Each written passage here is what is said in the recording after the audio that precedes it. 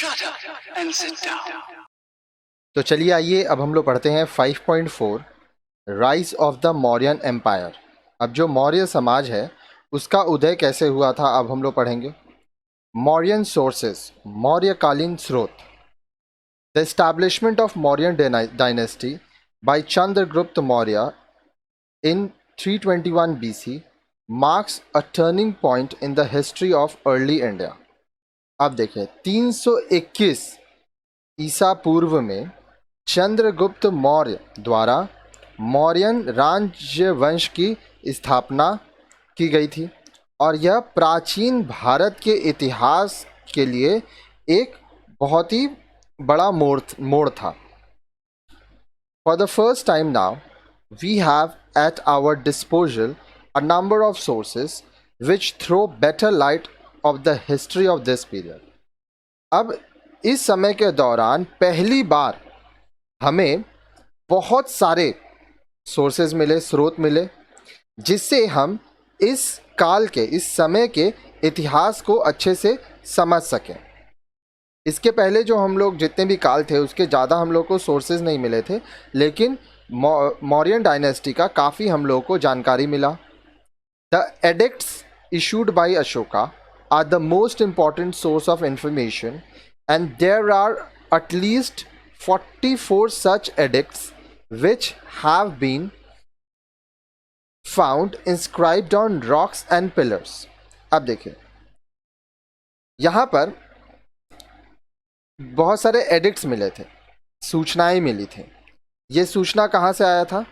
अशोक द्वारा जारी किए गए अभिलेख सूचना में बहुत ही महत्वपूर्ण जानकारियाँ मिली हैं और कम से कम 44 ऐसे अभिलेख मिले हैं जो कि चट्टानों पर, स्तंभों में लिखे गए हैं।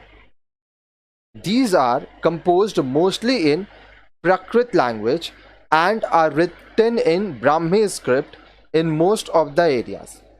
अब देखिए ये जो अभिलेख है यह प्राकृत भाषा, पाली भाषा में लिखी गई है और अधिकतर क्षेत्र में ये ब्राह्मी लिपि में लिखी गई है। These inscriptions are also the first evidence of writing in ancient India। अब यह जो सबूत मिलते हैं इससे यह पता चलता है कि प्राचीन भारत में लिखने की प्रक्रिया थी। As far as archaeological sources are concerned, punch-marked coins, remains of the palace of Ashoka at Kumharar and several pieces of sculptures are important। अब देखिए जहाँ तक पुरातात्विक स्रोतों का संबंध है, पंच मार्क्ड सिक्के, ढलाई करके बनाए गए सिक्के, कुम्हरार में स्थित अशोक का महल के बचे हुए अवशेष और मूर्तियों के कुछ टुकड़े बहुत ही महत्वपूर्ण हैं। तो काफ़ी सारी जानकारी मिली हम लोगों को। अब देखिए यहाँ पे, इससे पहले मैं कि आगे पढ़ूँ आपको दिखाता हूँ। ये जो आप देख पा रहे हैं ये है रुमेंडी एडिक्ट, ठीक है, इस तरह से लिखा हुआ था। इसको रुमेंदेई के शिलालेख कहते हैं। आप यहाँ पे देख पा रहे होंगे कि यहाँ पे लिखा हुआ है, ठीक है, पत्थरों पे लिखा हुआ था। ये एक भाषा है जिसमें लिखी गई थी। आगे पढ़िए क्या लिखा हुआ है। अभी हम लोग सब कुछ पढ़ेंगे, एक एक लाइन समझेंगे, उसके बाद क्वेश्चन आंसर्स भी पढ़ेंगे। The most important literary sources are Arthashastra of Kautilya and Indica of Megasthenes.